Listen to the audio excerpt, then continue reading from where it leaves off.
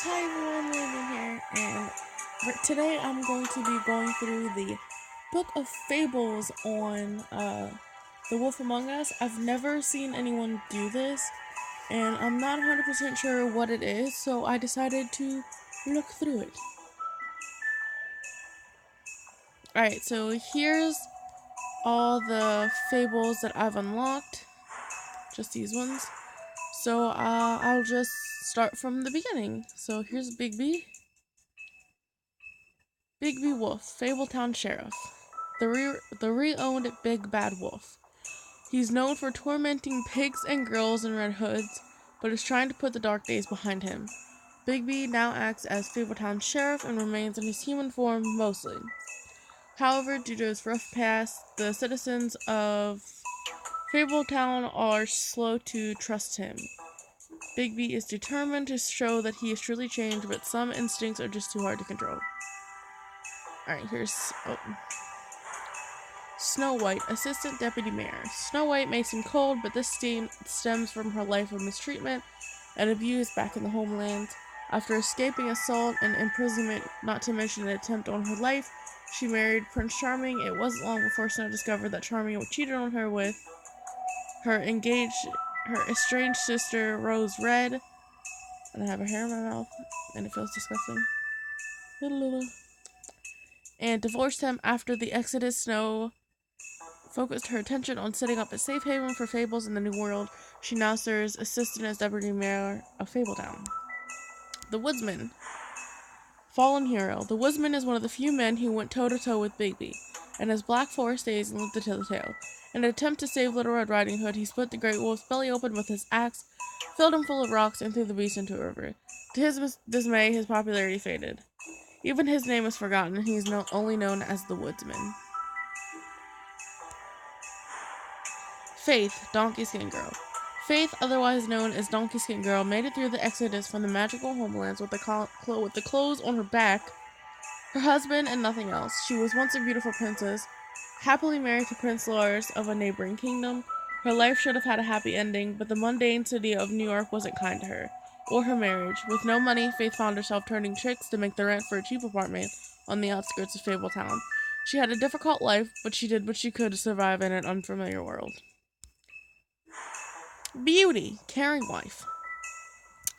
Beauty and her husband Beast once lived in an enchanted castle, but they were forced to flee the homelands and the Exodus, leaving all of their wealth behind. Now they live in a modest studio in Fabletown, New York. Though times are hard, with Beast working multiple jobs to pay the bills, the couple have the longest lasting relationship of all the Fables. Beast, concerned husband. Beast and his wife Beauty left everything behind when they escaped the homelands in the Exodus. Without his former wealth, Beast must pick up extra work to make ends meet. He's able to get around Fabletown without a glamour most of the time, but if Beauty gets too angry with him, he becomes more beastly by the minute. Growing horns and large teeth, despite the occasional bickering, the two are truly in love and have the longest lasting relationship of anyone in Fabletown. Mr. Toad, slumlord. Mr. Toad is the superintendent for a defunct treatment on the edge of Fabletown proper. Because he's a 3.5-foot tall talking amphibian, Toad is required by Fabletown law to keep his family and himself magically glamored to appear human. The problem is, Toad isn't too concerned with what the law is and has to be reminded often. Colin, Couchsurfer. Colin is better known as one of the three little pigs. Back in the homelands, they were harassed by the Big Bad Wolf, who blew down Colin's house of straw. After the Exodus, Colin and the other Fables couldn't pass for human and were sent to live at the farm upstate New York.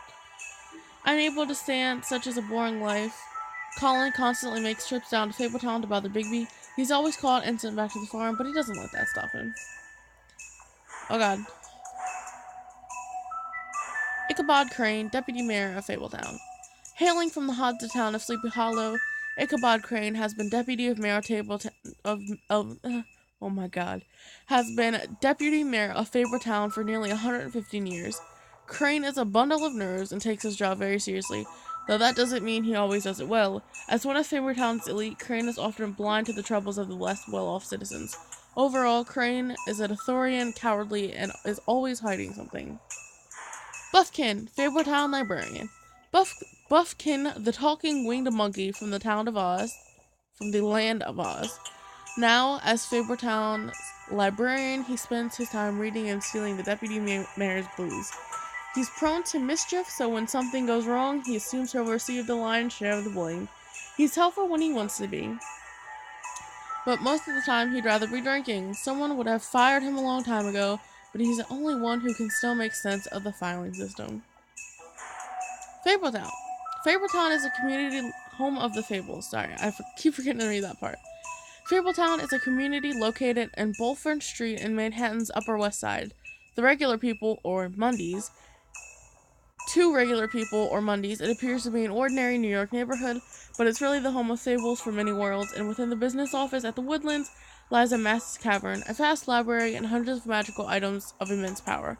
All non-human fables of upstate on the farm, an extension of Fabletown. The farm, Fabletown Annex. Sorry, I was looking at the picture. My mouth is dry. The farm is home to fables who cannot pass as humans. Giants, goblins, animals, etc. It is located in upstate New York, far enough away from the Mundies to avoid detection. Some of its residents resent their confinement to the farm, despite its size and comforts. To them, the farm is a prison. They would be allowed to leave the farm if they could purchase a glamour, but many don't have enough money for something so expensive. Though some, like Collins, sneak out into the city anyway. My cat just scared the shit out of me. Mundies. Non-fables. Short for mundane. Mundi is a catch-all term.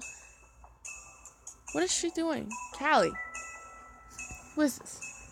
Seraphine. What are you doing? I'm reading. Be quiet. Now, mind you, I'm not doing a good job, but... Short for mundane, Mundi is a catch-all term that fables use to refer to the non-magical inhabitants of their adopted home. Warding spells placed around the blocks of Fabletown and the farm to keep their minds distracted and dull within certain boundaries. However, if anything should possibly pique the curiosity... I've never seen that word. I know what it means, but I've never actually seen it written. If anything should pique the curiosity of security or scrutiny of a large group of Mundis, these magical protection charms would overload and fail. As sheriff of Fabletown, one of Bigby's primary functions is ensuring the Fabletown community maintains a low profile. Keep it on the DL. Glamours, disguise spells. Glamours are spells that allow the user to change their appearance. They are expensive but can be purchased by non-human fables in order to pass among the Mundies. Cheap glamours can be found in the seedier parts of Fabletown, but they are often unreliable and prone to sudden failure. Prince Lawrence, Faith husband. After they couldn't have made like a better thing for him. That's so like ghastly looking. After escaping the homelands, Prince Lawrence and his wife Faith immediately fell victim to the harsh realities of the mundane world. They moved to New York hoping to find aid in a community of fellow fables, but without enough money to live in Fabletown, they had to settle on an apartment on the outskirts of the neighborhood. Unfortunately, that meant they were out of sight and out of mind when it came to government assistance. Their prospects dwindling, Faith left Lawrence to try to make it on her own. Now, without his wife for support, Lawrence struggles to motivate himself and quickly sinks into depression. It makes everyone depressed along with him. The Tweedles, hired goons. The Tweedle brothers, Dumb and Dee, are thugs for hire. They appear human, allowing them to carry out their contacts in the Mundi world. Without drawing suspicion, they are inseparable as they are ruthless. Bluebeard. Bluebeard managed to escape the homelands with his riches intact, and continues to be one of the wealthiest fables in New York. The Fabletown government depends on his generous contributions, and he often uses this influence for his own benefit. As a former serial killer, he claims his days of decapitating his brides are over, but even if he was able to leave his violent ways in the homelands, that hasn't stopped him from making the occasional trip down a crooked lane. Alright, so that's all the thingies that I have. What are all these numbers? Is that what chapter I have to be on to find them? I'm assuming. Alright. So that is all for this video. I apologize for all of the stuttering, as it is, I'll show you, 5 o'clock in the morning and I haven't been to sleep yet because I can't sleep. I don't know what's wrong with me. For like 2 or 3 months I was fine. I was sleeping, I had a nice sleeping schedule. I was going to sleep at like, you know, like 7:30 and then waking up at like 5:30 and getting like a bunch of shit done. However, that has gone out the window. I don't know what happened and I'm super sad about it. Also, I recorded a 45-minute long session of this game. Just me sitting down and playing the game for 45 minutes. It wasn't quite, it was more me playing for like 50 minutes, but you know, with all the cuts and stuff, I paused it to, you know, for y'all not to see the loading screens and whatnot. And when it went to save, it didn't.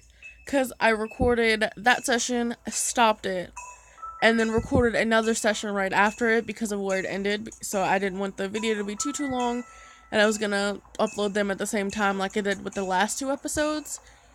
But I have no idea what happened to it. It disappeared. I can't find it. It's gone. So I'm gonna have to either try to find it again or re-record like an hour's worth of gameplay. And I really am not willing. I don't really feel like doing it. Because the second session that I filmed was only like 9 minutes long. But like together that was like almost an hour's worth of footage that I had. That's now just gone. It's gone with the wind. I don't know who took it. Who took it? I don't know. Probably Callie. I'm gonna blame it on Callie because it's Callie's fault. Anyway, enough rambling. I'm sorry that this was just okay, so thank you guys so much for watching this video. If you liked it, please definitely make sure to leave a like, leave a nice comment down below, or me, don't really care. Subscribe to my channel, and I'll see you guys in the next one. Bye!